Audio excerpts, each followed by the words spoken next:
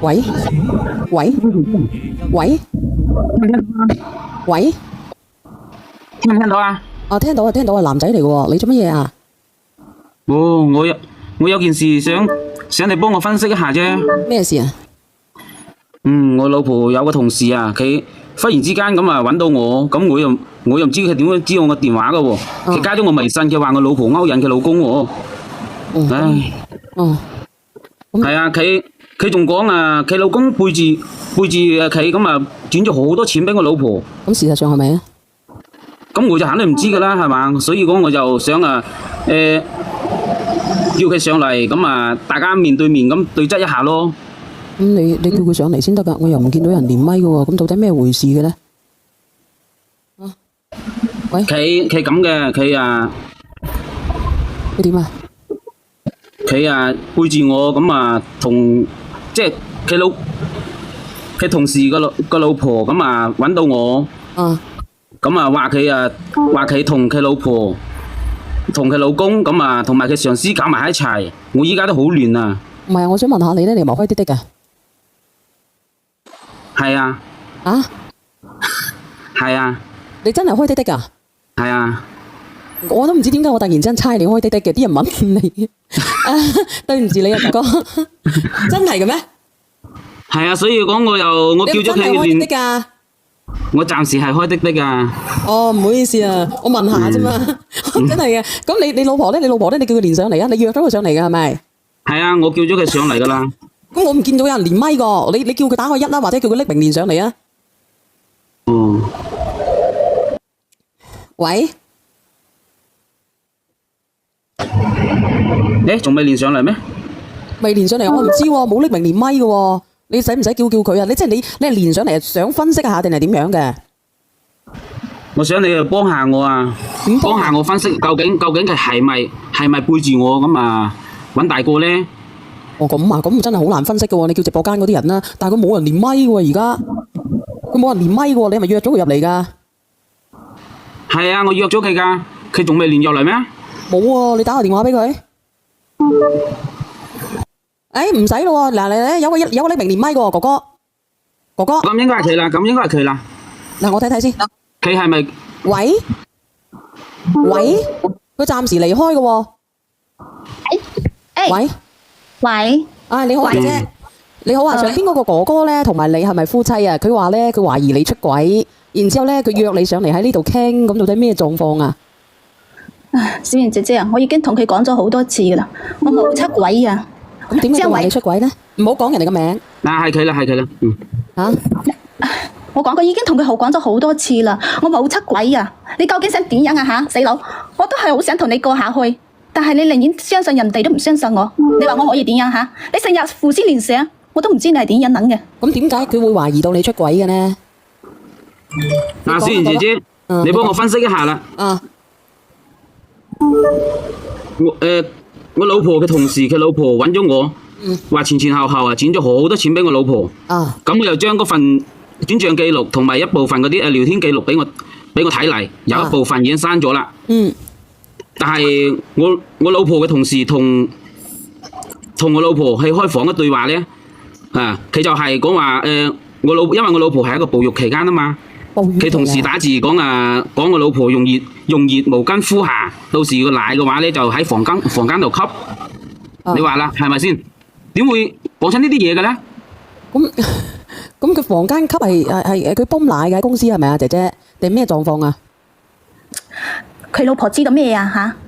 佢老婆就係睇咗一部分內容，係有啲內容估計咧都係佢哋唔知道咩事嘅，年額24嘅，有啲嘢咧係講，唉我唔想講啦。佢老婆都根本唔知乜嘢嘅，就係睇咗一部分內容吓，我估計係佢咩邊個刪咗，我都叫佢咩啦，就係驚佢老婆胡思亂想，唉，結果真係俾佢老婆真係胡思亂想啦。你睇依家你揾麻煩揾到我呢度嚟，咁佢點解無啦啦揾麻煩咧？你哋嘅字體係咪有問題咧？啊，呢個哥哥你連翻上嚟啊！我傾偈嘅，好正常嘅傾偈，咁點解要吸咧？阿哥哥你好，係咪你哥哥？係啊係啊。咁佢話係你誤會咗佢喎，哥哥。咁你同事嘅老婆發俾我個聊天截圖，咁啊你哋講話房間開好啦，咁你漲奶嘅時候咧，我隨時幫你吸，你又回一個同一個好怕醜嘅表情，你話開玩笑？你唔係男人嘅避忌咩？你唔避忌嘅咩？你仲有轉賬啊？前後加起嚟，話有2萬多喎，唔係一筆啊，好多筆啊，你又點解釋咧？咁你解釋下啦，你到底你有冇出過姐姐？你到底點解釋啊呢句話？係佢真係黐線嘅，你咁中意胡思亂想，人哋同我一齊跑業務合作都唔得咩？好正常啫嘛，出差開咩房都係好正常啫。你問嗰啲有咩意義啊？你一個月先得，你一個月先8000幾蚊工資，我咁勤力揾錢啊，跑業務啊，你仲有意見阿芝阿 jo 嗰度，我都係為咗啲頭家啫嘛，你仲喺度責怪我喎？咁你到底有冇出軌？你講先得㗎。我冇啊。嗰啲梗係佢咩啦，田莊主義噶啦，佢同佢個咩老婆田莊主義噶啦。我同事嗰個日咧就係練緊練，我中意練開玩笑咁，我根本就冇當真緊，都冇去。我日日收工翻嚟就帶細老公，我邊有時間去開房啊？佢老婆自己都管唔住佢老公，佢就賴到我呢個頭上，我怕咩鍋啊？咁你同你個經理咁又係咩回事咧？咁經理同埋你個同事係咪同一個人啊？後生仔？咁經理肯定唔係一個人啦，分開嘅係咪？係佢依家係同事嘅老婆，但係佢之前仲同經理啊有警滾噶嘛，有黏納噶嘛。咁你點知佢同佢經理有警滾咧？又點樣解釋咧？佢真係好黐線嘅，你呢個人嘅，你成日胡思亂想又喺度亂噏24喺呢度。我翻工就係翻工，我可以同佢有咩啫？係咪？成日上班落班咁樣。咁點解佢又會懷疑你？阿哥哥點解你又懷疑佢同個經理嘅咧？你一開始又懷疑個同事，咁你到底懷疑邊個咧？佢咁樣嘅，佢本身佢聊天記錄嗰度就已經佢聊天記錄嗰度就話本身係個同事咁啊，即係點啊？點解釋咧？點解釋啊？你講啦。佢本身同佢經理係黏納喺一齊嘅，但係佢黏納咩？你講啊！佢懷疑我同個經理有嘢，佢見到我同一隻公嘅，可能掹係公嘅，都懷疑我同嗰個男有嘢㗎。你話佢知唔知？咁到底係點樣咧？哥哥，你到底係點樣咧？你睇下佢真係。你同事老婆發俾我嘅聊天記錄，嗰個同事警告你唔好俾嗰個經理搞，講話接受唔到嗰個光頭吸你嘅奶，呢個係有咩意思啊？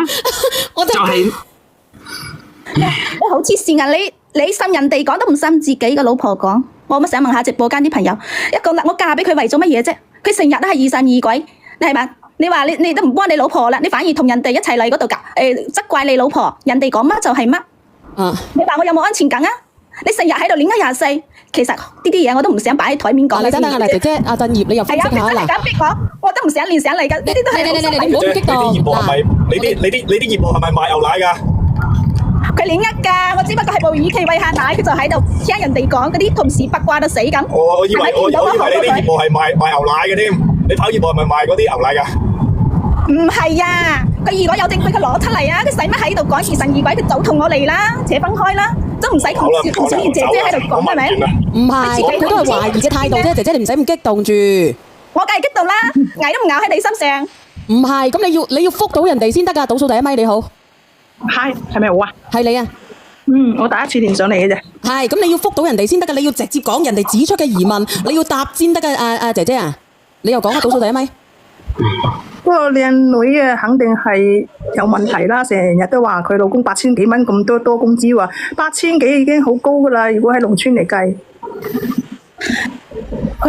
我哋要供車供房，你8000幾蚊算乜嘢啊？靠佢呢啲雞碎工資，邊度養得起啲頭家啫？我唔出去做嘢，唔通等佢養咯喎？唔使做咯喎，每個月仲要車貸房貸咁樣，細佬哥仲細個，係咪？唔使食奶粉加啲奶俾我下鈣咩？係咪啊？我自己奶水唔足，你話啦，我需唔需要出去揾啊？我有份工都有啲安全感啊嘛，起碼冇咁焦慮啊嘛，係咪？係啊係啊。而家呢個社會咁節奏咁快，係好容易俾社會淘汰噶嘛。我努力啲出去揾錢，又有咩錯咧？係咪？努力揾錢冇錯啊，真係嘅，一定要一條心。但係而家好似係離開嗰條心喺度，我聽到就係咁樣。點樣去離開嗰條心咧？即係佢唔同佢老公一條心啊嘛，明嘛？咁一條心咧，而家咧，我都好攰㗎。啊，你講啊！我都好攰㗎，個仔先7個月大，你上班我知道你攰，你返到屋企。我同我媽媽都當你好似太后咁樣服侍，我媽咧咁啊，稍微做得唔好咧，你又俾面色嘅睇，仲有我啊，你順產生完個細路仔，到依家我都未同你過個夫妻生活啊！你喺公司一時又俾經理級，又一時俾同事搞，咁你究竟係當係咩啊？係咪啊？大佬啊，你真係有冇腦㗎？我先生完細佬哥先7個月，我點樣同你同房啊？係咪啊？我係順產㗎，我身體仲未恢復好㗎，我仲係休養期先得㗎。你話你未恢復好？你話你未恢復好，但係你同事老婆擺嗰啲截圖發俾我，清清楚楚嘅喎。你經理啊，將你撳喺個辦公室上面吸嘅時候，我喺門口企喺門口見到。咁你呢啲又點樣咧？哦，即係佢係發個即係佢發個聊天記錄話，即係你嗰個男同事話你同個經理喺嗰度吸，我喺門口睇到，係咪咁嘅意思啊？阿奶粉錢係啊，個同事係啊，個同事喺度睇到。你真係人哋講乜你就信乜？嗰個係我同事作㗎，年啱44嘅，佢簡直係變態嘅。咁佢作嘅，佢點會發截圖咧？同你之間有溝通截圖咧，姐姐？佢係我懷疑佢就係生咗啲唔應該生嘅嘢，佢就係想挑撥我同我老公嘅關係。佢挑撥你，佢都冇理由咧係由佢個老婆發個視頻俾唔係發個截圖俾你老公㗎，又等你老公自己發個截圖等佢個老公發個截圖俾你老公先係嘅。我就係知道我個同事佢係變態嘅，佢以前暗戀我嘅，成日都想我同佢一齊嘅。咁我點知佢老婆點樣揾到佢手機發嗰啲咁嘅嘢㗎嚟啊？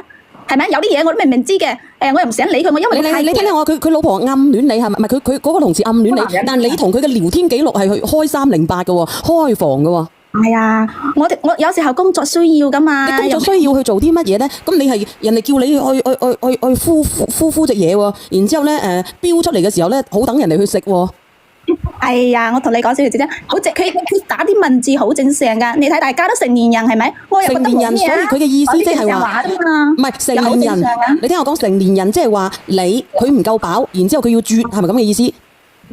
冇啊，佢就係有時候佢講嗰個我同事咧，佢就有時候中意開玩笑嘅。咁開玩笑會唔會開呢啲玩笑？倒數第一咪？有啲濕濕地㗎。唔得㗎，兩個人私聊唔可以開玩笑。你喺群嗰度點樣吹都可以，點樣講都可以。你兩個人私聊就唔係玩笑。咁我同你講，我同你做。倒數第一咪你好啊。咁我唔識叫佢早啲刪除聊天記錄咩？你好，你覺得咧？你有冇疑問啊？阿奶粉錢你講啊，又係你講。我講啊。啊。OK，嗱，哥哥，啱啱我都聽晒你講，我而家首先問你，你有冇證據證明你老婆開房？例如開房記錄，有冇 check 過？喂，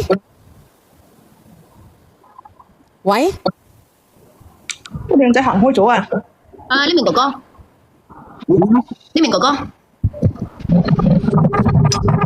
小娟姐姐啊，你幫我分析下佢究竟有冇出軌咧？我依家心情都好亂啊！我而家問你，你有冇 check 過你老婆嘅開房記錄？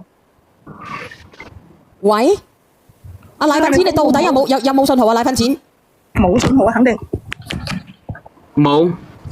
OK，咁嗱，我作為一個中立嘅評論員嚇，我同金玲講，如果你冇證冇據嘅情況下咧，你首先你唔可以咁樣質疑你太太，呢個第一，明白？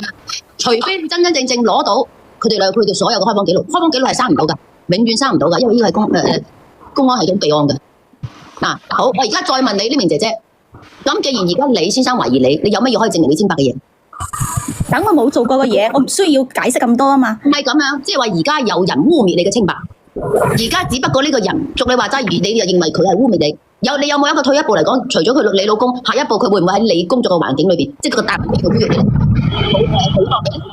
嗱，我教你一個方法，自證清白嘅方法。如果你認為人哋冤枉你，你即刻打369。我覺得我同你查得清楚楚、明白白。我覺得我清仔一次啫，唔需要咁樣，我又唔需要解釋。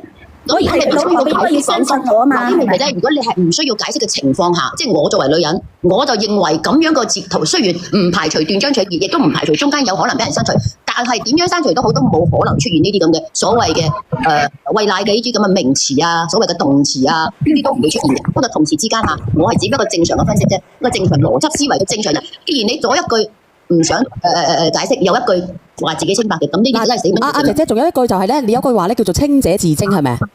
係啊。咁你知唔知後邊嗰句係乜嘢啊？我就知道清者自清喎。但係後邊咧，你唔係清者自清喎，後邊嗰句先至啱喎。你個姐姐，你話你冇夫君，你敢唔敢連你同事嘅老婆上嚟對質？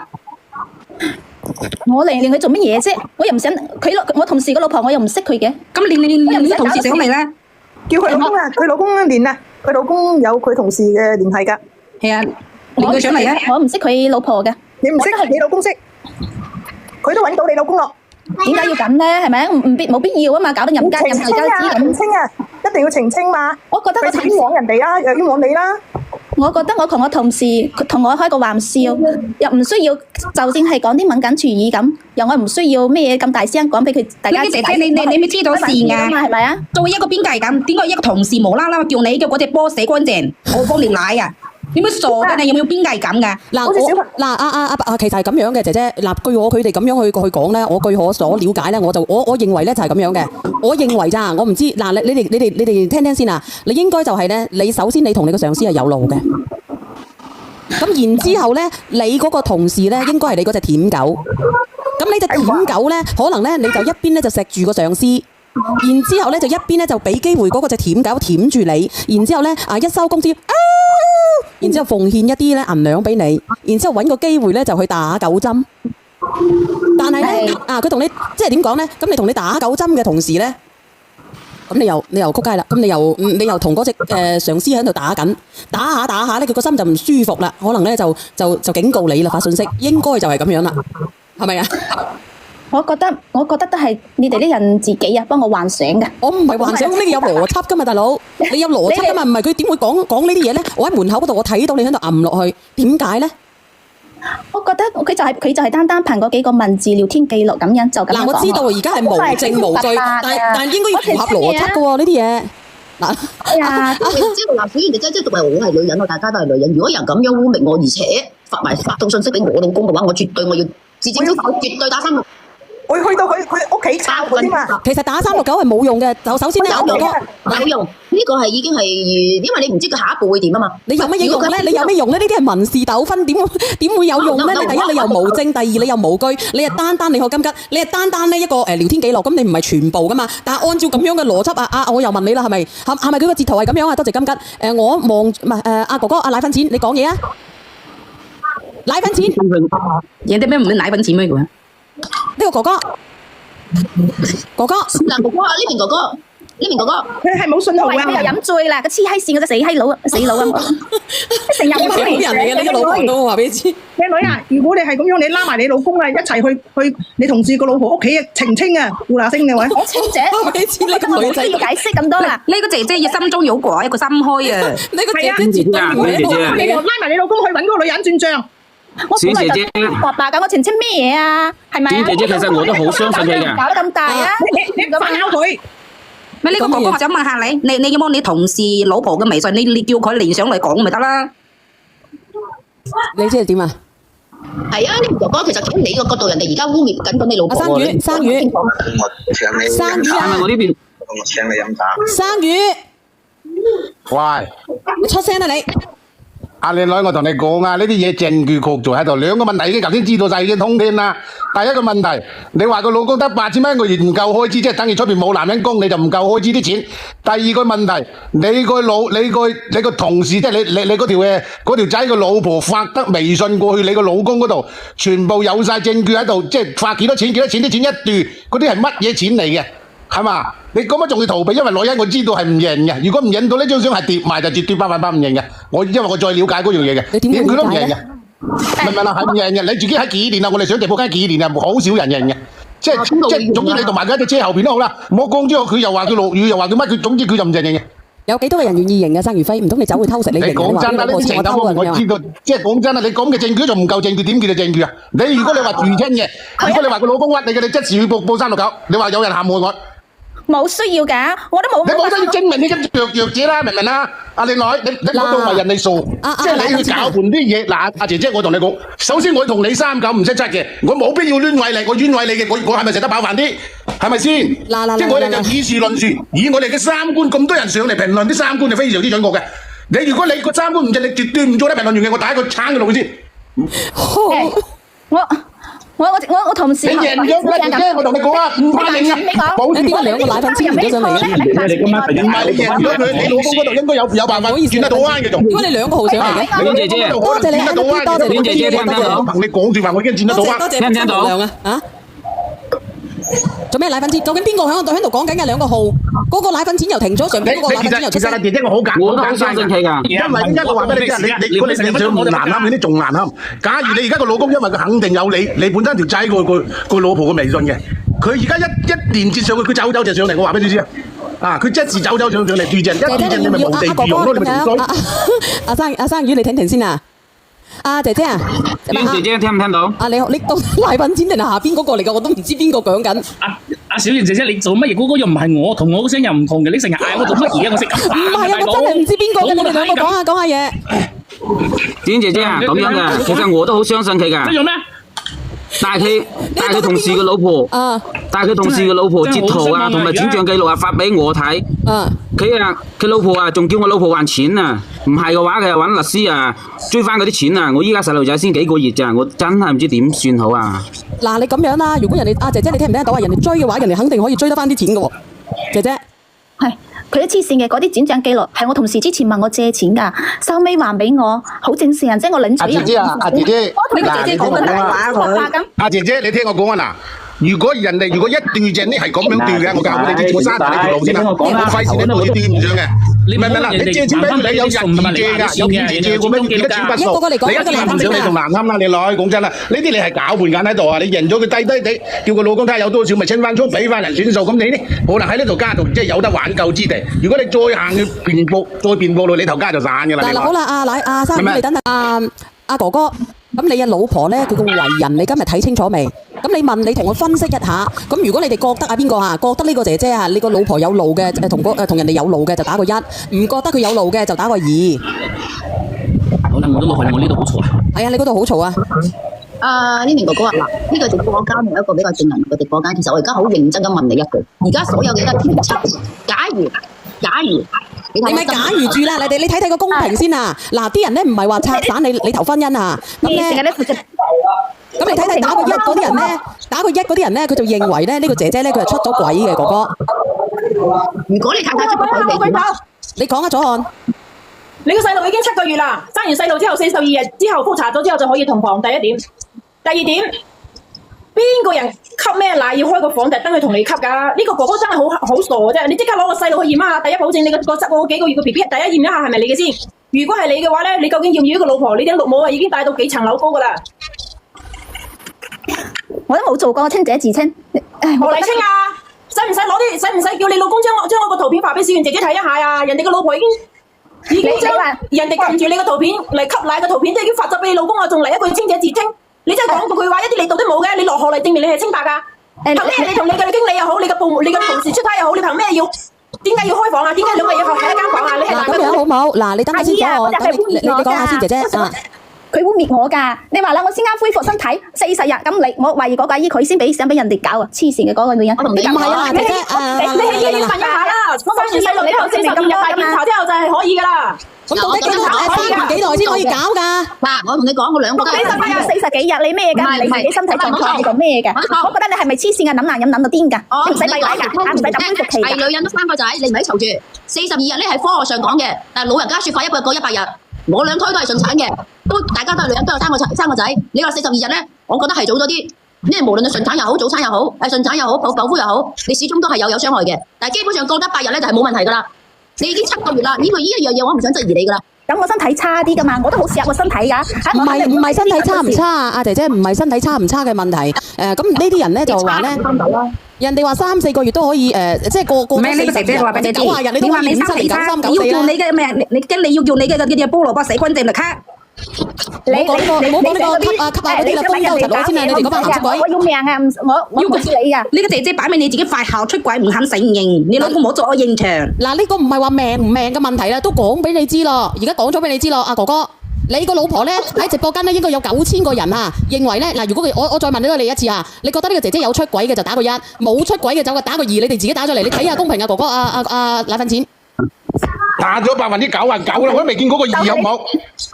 嗱，姐姐你都唔好聲啦！話你唔好嗰方面去諗嘅，我真係明白。姐姐你聽我講，姐姐你聽我講，你唔好出聲字，你識睇公平。嗱，我哋作為一個平常人，阿水產輝作為一個家公，阿左岸作為一個未來家婆，同埋咧有啲未來外母同埋啲諸事八卦3姑6婆嘅，你睇下全部打晒1嘅，係咪大節奏咧？定係真係認為你係咁樣咧？嗱，咁你話有100個人啫，但係佢9000幾個人喺度打緊一喎，9000幾個喎，大佬。呢個姐姐我同你講。阿姐姐，我同你講啊，你到時仲難堪啊！我同你講啊，其實即係你呢啲叫做攪拌，你同我哋講嘢，我哋有咩用啊？㗎，你根本就人哋佢，不過你個老公而家都話同你有得救㗎啦，你都仲唔識轉波？哥哥啊，教你轉彎喺度，即係留唔留得住條家，因為我哋唔想話拆散你條家，但係你如果咁樣老，你一定散㗎，你知唔知啊？你講乜唔贏啊嘛？咁叫埋你而家你嗰條金工嗰日又要驗，我唔係死貓人驗你嗰個仔係咪佢㗎喎？你唔好以為喎，你而家你心目中有數㗎喎。嗱，呢個硬鳩咗，佢大嘅硬鳩咗啊！啲錢點樣嚟嘅？你話幾時借俾佢哋？你有日前借俾佢，你咪即時穿晒波咯。水產，你咪出聲字。你叫我本人嘛？我哋唔好去睇任何嘅嘢。而家呢個阿明哥最慘嗰隻出佢聲啦。如果你老婆係出軌嘅，你想點？你講就得啦。水產係啊，直情係咁樣啦，問佢老公就得啦。我哋去評論人哋，仲有就係呢名姐姐，100日係絕對就可以去同房噶啦。至於你想同邊個同房，唔關我哋事，因為我哋冇錯，係咪？只不過我哋講一個正常嘅觀點出嚟。啊，呢個係你嘅事，你亦都唔好質疑人哋要身體乜嘢嗰啲，你呢啲唔係嘅。我而家同你講100日係100%得。至於你想同邊個做係你嘅事。仲有一點，呢個姐姐，如果你認為你身體唔好，你就唔好去上班，喺屋企休養，因為你係一個媽媽，亦都係一個妻子。嗱咁樣啊，嗱我哋唔講佢點樣啦。細啊，我唔上班，仲要供車供房。呢啲嘢我哋唔質疑任何一個人，係咪？你不如咁樣嚟，等我講一句先嚟。我問你一句，哥哥，你喺邊度啊？哥哥，你喺邊度？又飲醉啦，我都唔知佢點樣。哥哥，我而家問你啊，你可唔可以出下聲啊？可能佢飲醉噶啦，唔知又喺邊度飲啦，成日食飽就飲，哥哥，成日3更半夜都唔翻，我都未講佢啊，佢仲喺度數我。你可唔可以出下聲啊？姐姐，如果你對你老公唔滿意，你可以扯分開證，但係你唔可以背住你老公喺出邊93、94，係1就1，係2就2。阿左，你唔好出聲住，我聽到先，姐姐聽到。阿哥哥，我問你，聽到先，姐姐。我而家問你，你個老婆咧，我即係經過佢哋分析咧，佢認為你老婆有不正當嘅行為同人哋，咁具體證據咧，我哋冇。你聽唔聽到我講嘢啊？你聽唔到？你重新連上嚟啊！今日嘅語言識別有問題啊！聽唔聽到啊？聽到啊！聽到。我聽到你，但係你聽唔到我啊！我聽到你啊！我而家話俾你知啊！咁你老婆有問題嘅，咁你又唔能夠咧包容你老婆呢啲咁樣嘅行為？我而家個細路仔先幾個月啊，我都唔知點算啊！咁你咪咁樣咯。如果你能夠包容佢嘅，咁如果你發現咧，你而家發現啦，佢已經有同人哋咁樣嘅行為啦，你點樣杜絕佢咧？你就睇下你老婆肯唔肯回歸咯，唔好做呢份工咯。唔好做呢份工啊！咁你個建議係點樣咯，小婉姐姐？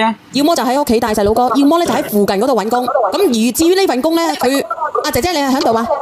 喺度啊！阿姐姐，同新年班啊！你聽我講，咁因為咧你而家嗰份工咧有2個男人同你有牽扯，咁已經你話冇問題嘅，但係已經有問題㗎啦。其實，咁如果你想回歸家庭嘅，你就翻屋企帶細佬哥。帶細佬哥啊！其實我好唔容易又揾翻份工做。你可以帶細佬哥，你可以揾個第二份工。但係一定要同你個邊個一齊嘅，好大嘅回音。唔係我取消個靜音先。我都唔知點解咁大嘅個靜音。喂，我哋喺度啊，小圓姐姐。我都已經講咗啦，倒數第咪係邊個嚟㗎？佢老公喺唔喺度啊？我唔知啊，嗰隻嘢唔知係咪又去飲酒，成日飲㗎。姐姐，你去打工離屋企好遠嘅咩？你咪日日翻嘅咩？我有時喺我媽嗰度嘛，唔想對住佢啊。咁佢係你老公，你唔想對住佢，咁你想對住邊個啊？你個仔又喺你屋企。知啦，冇用嘅。呢個男人如果佢揾唔得到好高工資嘅，呢個老婆都養唔熟㗎啦。即係一般出邊女人有男人嘅呢就想方設計，話想避開佢，又話佢阿媽、佢契仔、大姨媽又閨蜜，係嘛？乜嘢版本都做得出嚟㗎啦。姐姐唔係咁樣，我係一個女性，我亦都有幾個細路仔嗬。作為一個媽媽，個細路係你生嘅，咁你生出嚟個細路，你點樣揾工都好，係咪首先要顧住你呢頭家，顧住你嘅老公，顧住你個仔先？哪怕你揾工都好，你喺出邊可能揾15000一個月頭，可能要離家嘅。但係咧，你站在我個角度，我覺得你細路咁細，屋企仲有個老公嘅話，你應該揾一份5、6千蚊嘅工，可以照顧到老公，可以照顧到細路仔嘅，而唔係話一心。唔得啊，封咗啊，唔講啦呢個話題。喂，就呢名哥哥仲喺咩度啊？佢老公又係嘅，上咗嚟啲咩成差唔多半個鐘40分鐘，一句聲都唔出咁春咁，即係同呢啲人生活喺埋一齊又係。其實都好苦嘅，呢個姐姐咧一巴掌拍唔響嘅。好彩任何嗱，其實我同你講啊，呢個哥哥仔就唔想離婚嘅，明唔明啦？即係佢就唔想離婚，佢就徘徊緊喺個，即係唔想嘅，佢就唔想。話俾你知啊，邊個人想啊？嘅情況下，即係唔想頭散啊頭家，因為話個細路仔根本上就佢自己唔想，明唔明啦？個姐姐唔死都唔贏，明唔明啦？你根本就兩個問題喺度。唔係一身二用，係一身三用啊！呢個唔講啊，一身三用啊，已經 cut 晒落去啦。認係冇可能係一個成萬人。個話題都封係因為咁，你冇辦法嘅善待自己咁係咪先啊？咁你有時候語言問題。本身呢家本身嗰個抖音號係麻煩啲嘅，係 cat 好多嘅，比往前嗰啲。呢排唔知做乜鬼啊！你咁樣，你冇辦法嘅，人哋審視你個抖音咩？唔好講啦。係嘅，呢個台係有啲 cat 上過嚟記住我都知嘅，哥哥，你聽到啊，哥哥？係啊。我同你講喺度聽緊。你而家咧，你可以嘅，你就包容呢個姐姐。阿輝哥，你等我講完。嗱，依家咧頭先啊，少賢姐姐同你講嚟啦，你個老婆就已經2000%係有男人噶啦，而且唔止一個兩個，你帶老婆係帶到喺中山帶到去北京噶啦，係嘛？明知噶啦。咁你即係問題你自己抉擇啦，明唔明啊？你佢講乜唔贏嘅咧？幾1萬個人都鬥佢唔贏。嗱，綠帽咧，你想唔想除得快係由你自己決定嘅。咁咧，係冇錯啦，你自己決定啊，哥哥仔，你明唔明啊？你老婆就咁多人咁，因為我哋上直播間始終即係好多人都心軟贏嘅，但係佢都唔贏。1萬個人嗱，你個直播間將近1萬人，冇個我唔係見過一個人話你老婆冇出軌嘅，我睇唔到，暫時睇唔到。我平時都好少睇公平嘅，我度佢哋唔睇嘅啫，一睇就盞傷心，係嘛？又話我哋話多，又話乜嘢？因為阿哥嗰陣我同你講啊，呢啲咁嘅婚姻啊，我同你。呢面哥哥，嗱，我都係嗰句説話。我唔怕啦，即係你自己抉擇，我哋唔會話要賺一賺你，又唔會話要教你乜嘢，即係有就100%有噶啦。而且仲有一個問題啊，你唔好以為就咁選擇啊，人哋個老婆一定要追究你老婆啲錢㗎，你唔好搞錯啊，唔係咁容易㗎，你到時你要填出嚟㗎，兩公婆啊，你唔好以為咁簡單啊，人哋已經同你發咗話啦，已經話追翻啲錢翻嚟啦。生宇，你俾我講兩句好冇？生宇，嗱，阿哥哥。哥哥，我同你講，你而家咧，你想你老婆咧真正改邪歸正咧，就俾心機揾錢。當你咧啲銀兩咧高過個經理同埋個同事嘅時候咧，佢會真正咁樣回歸噶啦。但係你暫時咧，你開的嘅話咧，你要麼咧就叫個老婆辭工，你守實佢啊，堵實佢，用水流塞實佢。如果你塞唔實佢咧，你就放喺屋企鎖住佢，只能夠咁樣。嗱，阿 Lily 哥哥仔嘅喎。咁咪大細佬哥咯，咁你點樣啊？咁佢做出呢啲咁樣行為咯，算啦，你等你自己慢慢放手係啦。當你有能力嘅時候咧，佢留低噶啦；冇能力嘅，佢始終都翻去偷食嘅。阿 Lily 哥哥，聽唔聽到啊？聽到。嗱，首先我都係嗰句説話，冇100%你自己確定唔到嘅嘢，我哋而家唔質疑任何人。呢個世界冇100%，但係如果你想挽回你嘅婚姻或者係乜嘢，你自己首先你要知道你自己想點做呢啲嘢，而你要同你太太好好傾。咁至於個細佬哥係咪咧，你就乜嘢啦，係嘛？仲有就係如果你真係想去自己睇下有冇綠油油一片嘅話，你自己去 check 一 check 啊，係 check 到嘅。你自己手頭上有證據，我睇你個太太平時都大聲過你噶啦，除非你有證有據，你先拉佢傾又得。嗱，咁樣啦，姐姐，你阿哥哥你忍得住咧，你就睜一眼俾閉一眼，實在唔得嘅放翻屋企，等佢靜化一段時間，再走翻出去俾人哋刷就係咁樣咯。如果冇人刷嘅，你就自己刷，你睇下自己咧有能力儲翻2個錢嘅時候，諗下下一個老婆點樣娶好過啦。我話俾你知啊，哥哥，我同你講啊，你呢啲咁嘅女人，即係你老婆唔喺度，我先同你講啊，係守唔住噶，明唔明啊？一個女人係骨子裏邊出軌就出軌嘅，佢根本就犯係，即係好多人都唔會亂嚟嘅。即係你話你兩公婆離咗婚之後，你點一回事？你明唔明啊？其實好多嘢依家好多案例喺度，唔係話淨你老婆，係大把出邊。明唔明啊？似啊，即係咁樣啊！即係你接唔接受得到係你自己本事啦，即係有種男人就得嘅，有種男人。生意啊，生意輝。咁你婚姻啲嘢係你哋嘅事，唔關我哋事噶嘛。我哋作為一個陪審團嘅啫喎，我哋做公正嘅啫喎。我哋以事論事，俾方案俾你，你自己嚟唔嚟係你嘅事喎。因為你離咗婚，我哋唔係食飯食得飽啲嘅喎，係嘛？你自己抉擇。因為呢啲女人就冇得救嘅。你特別是個經濟要控制好，自己8千蚊個月你買啦，你掉頭啦，你自己揸翻住啲錢，做翻都如何佢走咗之後，你有2蚊你揾嗰個。阿生輝啊！生兒輝，我想問下你中唔中意演戲嘅？如果中意演嘅話，即係佢走咗之後，你有翻2蚊喺度，得嘅屌你老母俾佢蝕曬之後，佢冇嘅，冇得走，你夠冇條喎，你繼續去揸得嘅啫喎。生兒輝，係咪？生兒輝啊！我問你啊，生兒輝，啱唔啱啊？阿生兒輝，我哋講嘢啱唔啱啊？啱啊！啱你我哋講嘢啱唔啱？呢個問題啊，生兒輝，聽唔聽到我講嘢啊？問啊！我講，聽到。你中唔中意演戲啊？我第日咧幫你做寫個電視劇，幫你演好唔好？我話俾你知啊，小婉，好難，不過你唔了解我話俾你知，我綽綽有餘，可以把得無意㗎。嗱，咁樣好，不如咁樣，你唔一定夠我叻。你不如咁樣，生兒輝好唔好？唔係㗎，你小婉唔係㗎，呢啲嘢係好多樣嘢嘅。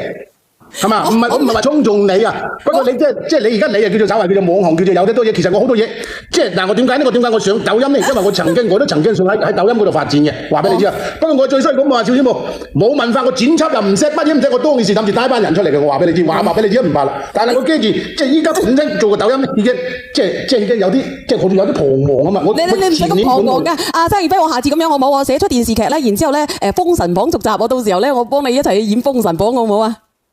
基本都冇乜問題嘅，我哋唔會差喺邊嘅。你見咗我人先知㗎，就算唔係喺度吹冇用嘅。所以話隔離鄰舍，我哋約個時間去見個面，係嘛？即係話有機會約埋食餐飯，大家坐埋傾，即係睇睇大家個即係面對面傾，睇睇個人啲水平去到邊度咁先得㗎，明唔明啦？係嘛？即係我喺嗰度獎出嚟紀念㗎啦。因為嗰啲嘢嗱，你知㗎啦。